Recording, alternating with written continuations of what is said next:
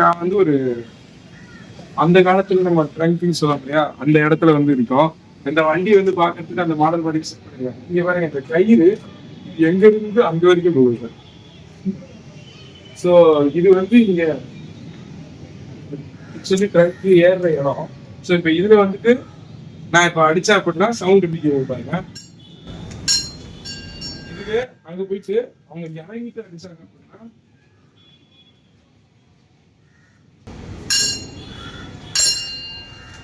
So அந்த sound டிஃபரன்ஸையுமே variation கட்டிருக்காங்க.